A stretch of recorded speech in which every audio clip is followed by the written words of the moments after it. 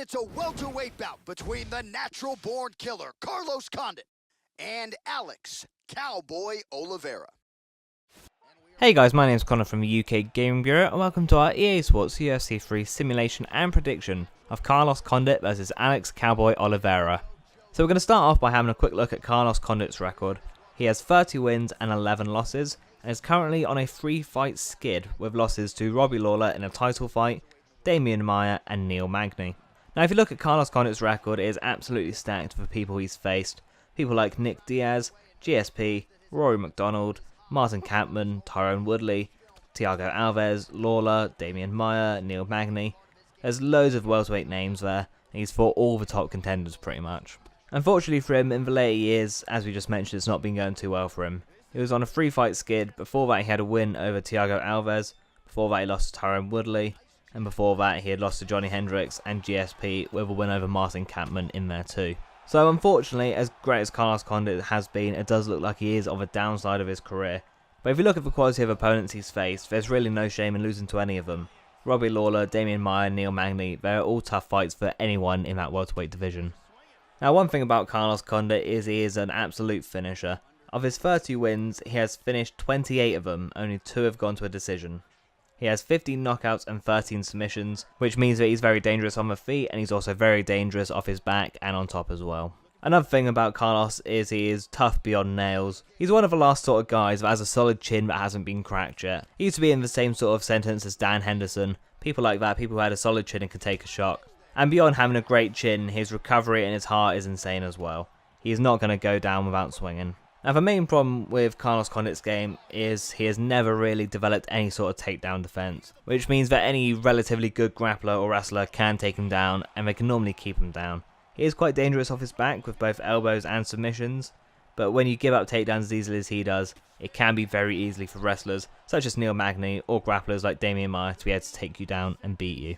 His striking on the other hand, I believe is a lot better. He doesn't really have many holes in his game other than he can get hit quite a bit. But he's got quite a bit of power in his hands, he's got very good kicks, he's very fast and he throws great combinations. So now we're going to have a look at Alex Oliveira's record. Oliveira is coming into this fight with 18 wins, 4 losses, 1 draw and 2 no contests, with a 2-1 record in his last 3 fights. His last fight was at UFC 218, it was a TKO loss to Yancy Medeiros, but it was the fight of the night and arguably fight of the year. It was a great back and forth fight which he was in control for most of. And the third round he started to slow down and Yancy picked up the pace and managed to pick him off. Now just like Carlos Condit, Alex Oliveira is also a finisher. He has 4 wins by submission but 11 by knockout. He's quite a stocky guy and he does hit very hard. He kicks hard as well. He's got very good fundamentals on the feet. His most notable win in my opinion is his one over Will Brooks, who came over from Bellator and was looking like a really good prospect, looking like he was going to make waves in the welterweight division. And Alex Oliveira just beat him in his second fight, I believe, and knocked him out.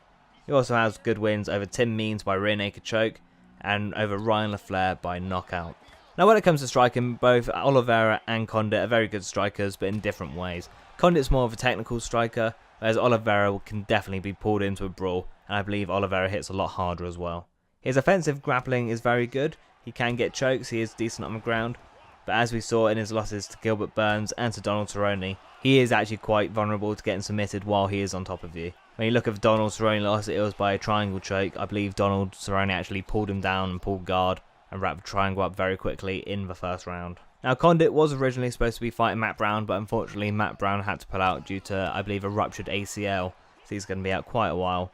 Unfortunately, Oliveira stepped up and took the fight.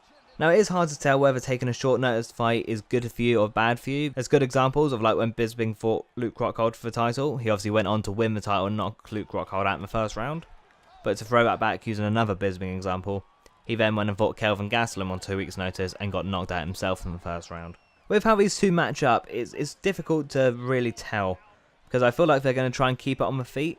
But it's going to depend on whether Oliveira tries to brawl Condit or whether he tries to just try and pick him apart. If he tries to pick him apart, I believe Condit has a better striking and he'll be able to outpoint him like that, and he won't be able to beat him like that. However, if he incites a brawl and tries to knock him out and really test that chin, I think Oliveira could do this.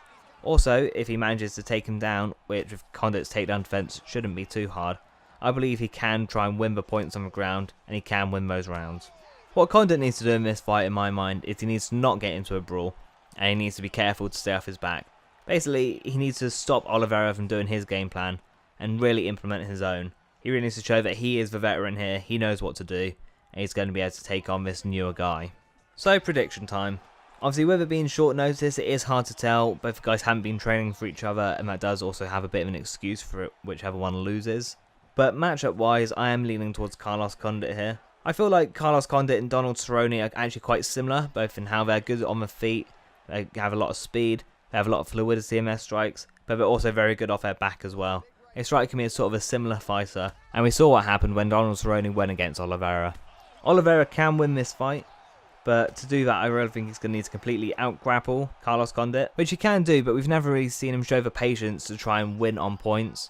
So I feel like he is going to try and either go for a submission or try and knock him out. And when your game plan is to try and knock out Carlos Condit, I don't think that's going to bode well for you. A lot of people are looking at this fight like it's going to be an absolute war, it's going to be a great brawl. But I think Carlos Condit is just going to try and pick him apart, and he's going to be happy with a decision winning this fight. That being said, Oliveira has a bit of a shaky chin himself. I'm sure Carlos can catch him with something, especially if Oliveira is brawling and leaving his chin out there. So as far as prediction, I'm going to go with a Carlos Condit unanimous decision win. I just feel like he's got more tools, I feel like he's a bit of a better fighter, and I feel like that veteran instinct is really going to kick in this fight. So again, my prediction is a Carlos Condit unanimous decision win. So on our EA Sports UFC 3 simulation of Carlos Condit versus Alex Oliveira, we had an Alex Oliveira TKO win in the third round at 2 minutes and 15 seconds. And if you're planning on watching this fight, let us know in the comments down below, either on YouTube, Facebook or Twitter, and let us know your prediction and we can see if anyone gets it right after the fight. If you enjoyed this video, hit the like button down below, and as always, to see more videos coming soon, please subscribe to the channel.